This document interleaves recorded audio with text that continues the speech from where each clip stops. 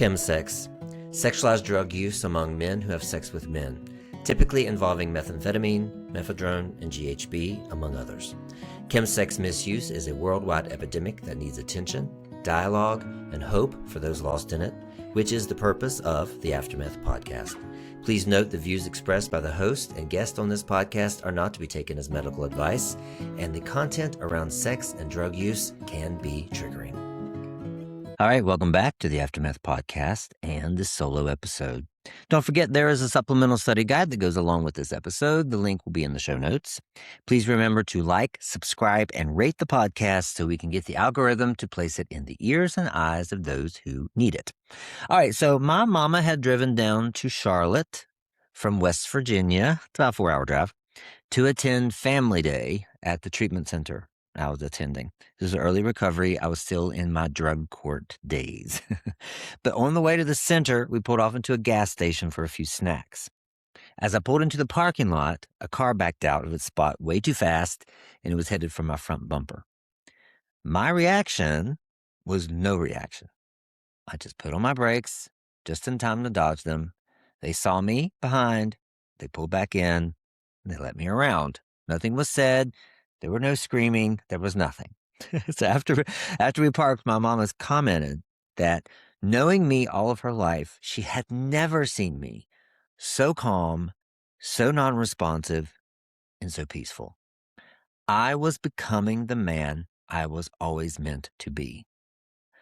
I was embodying the characteristics I had journaled about, affirmed about, meditated about. This was more than recovery from meth. This was evolution. This was transformation. And only when I created a clear vision of how I wanted to show up in the world and made a decision to be that man did my recovery actually stick. The worksheets in the treatment center meant something now. The meetings I went to were utilized. The therapy integrated. The man I was slipping away. I had to be before I did, which led to having recovery. So let me explain. All right. So having, doing, being. Most of us are taught that life works like this. You do the work, and then you have the life. Hustle, grind, win, right? So you stop using, you build a routine, you show up to therapy, you do the inputs, and eventually you say you're going to get the outputs. That logic makes sense on the surface. And it's not entirely wrong, and it doesn't entirely not work, but it's incomplete. The incomplete gap is where so many people get stuck. Their development is arrested. And you know who these people are, and it might be you. Because underneath the doing, underneath every action you take or avoid, there's something older and quieter that's actually running the show, like a open tab, a program in the background. And that is the beliefs you hold about yourself. Those beliefs create your reality. There are 3 levels at which reality is going to move. That's the having, the doing, and the being. So most recovery programs live in the first 2. They focus on what you stop having in your life and what you start doing differently, which is fine, but neither of those reaches to the very root. The root is being. The root is your identity. Your life does not rise to the level of your dreams. It falls to the level of your deepest beliefs about yourself. So think about this. There is an upper limit to what you will allow yourself to experience based on your beliefs. It's a threshold of connection, of joy, of peace. And at some point that starts to feel unfamiliar and it feels unsafe even. And the moment you cross that threshold, something in you quietly arranges, some people call that sabotage, a return to what feels like normal. So you pick a fight, you make up drama, you disappear for a weekend, you find your way back to the party you swore you were done with, you find your way back to that person. That's when you go back to your ex, right? Because your being, your identity, your sense of what you deserve pulled you back to what it recognizes, where you're comfortable. This is why white-knuckling does not work long term. You cannot do your way out of a being problem. You cannot hustle or discipline or willpower your way past that invisible ceiling that's your own self-concept. The man who keeps ending up in the same draining dynamics is not making bad choices. He is being exactly who he secretly believes he is.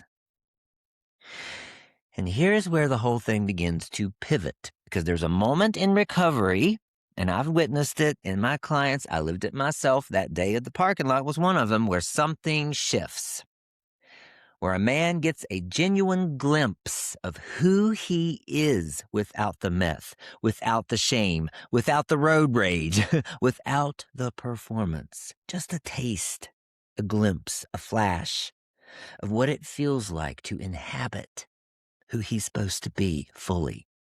And once that happens, something becomes,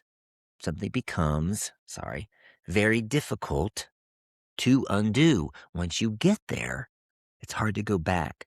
Think about learning to ride a bike. Before you could do it, it felt impossible. Then one afternoon, something clicks.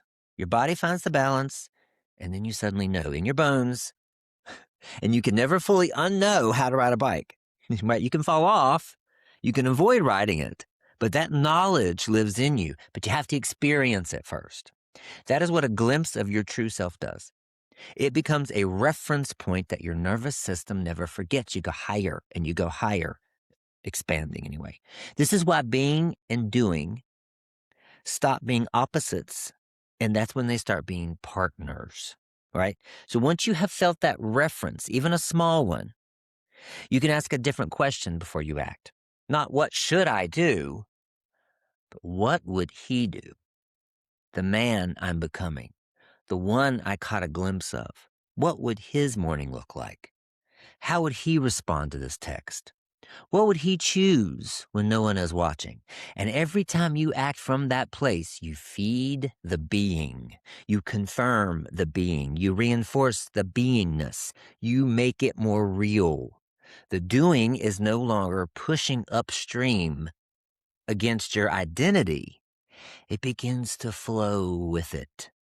And 6 months later, a year later, you look back and you realize you have not been resisting the old version of yourself. You have simply become someone else. All right, so here is a simple diagram that I'm going to show you. I'm going to share it on the screen. If you're only listening, then I'm sorry. I will try to explain it to you. So it's an inverted triangle. Okay, at the bottom is the being. As you can see, the foundation of your recovery is the being. You must be the state of consciousness of the man who does not use the man you're becoming, the potentialized version of yourself, before you do or have. So when you are in the beingness of your highest and best, you will do with inspiration instead of obligation. You will then have the desires of your heart. They will arrive. I hope that makes sense. All right, let me not share here and get back to it. So listen, let's talk about this, the prophetic vision.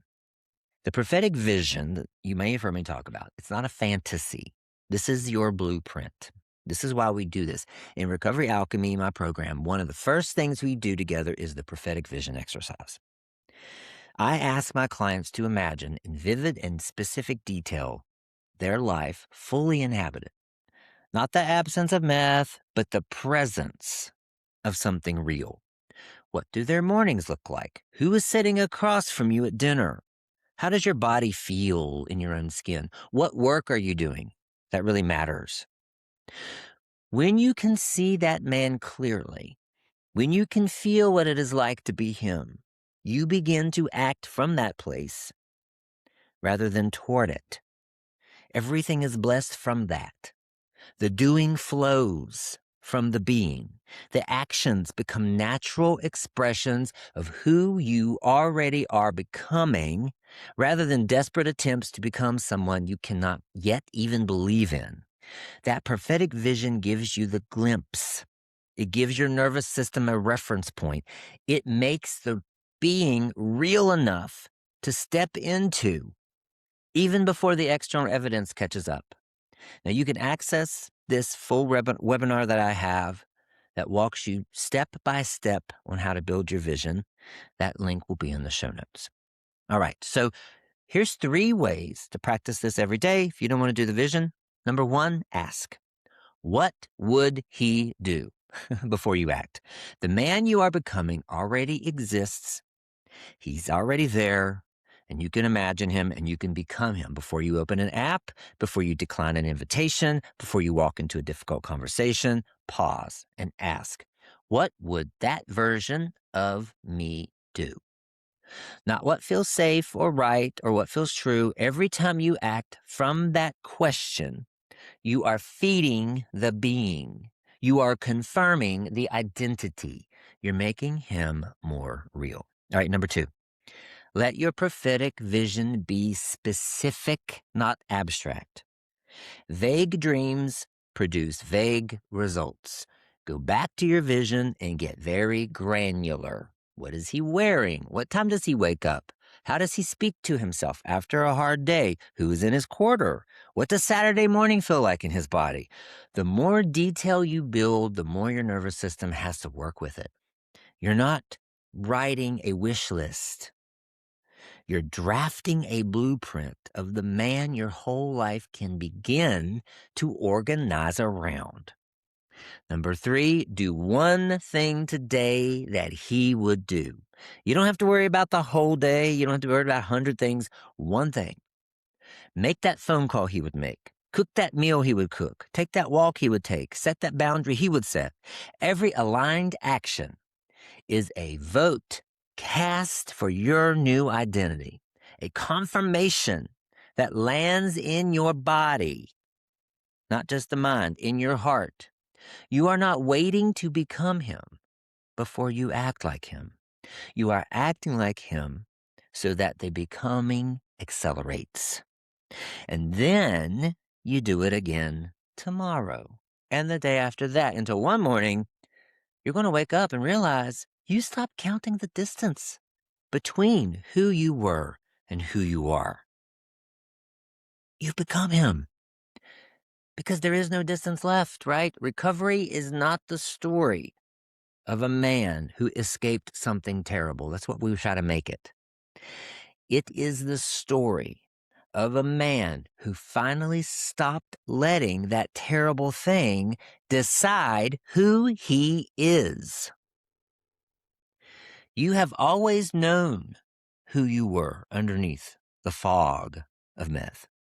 The prophetic vision is just the practice of carving him out, of remembering who you truly are. The life you want is not waiting for you on the other side of some finish line.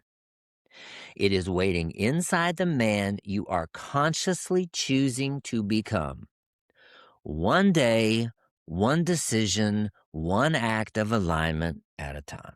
And it starts right now. I hope that helps. If you have any questions, you want to join in the conversation, you have any feedback, you can comment on Spotify, you can comment on YouTube, or you can send me a DM on any social media platform. Anywhere, I'm everywhere at all times. Hope you're enjoying these solo podcasts. If you are, tell me. If you're not, tell me. I'd love to hear from you, and have a great week.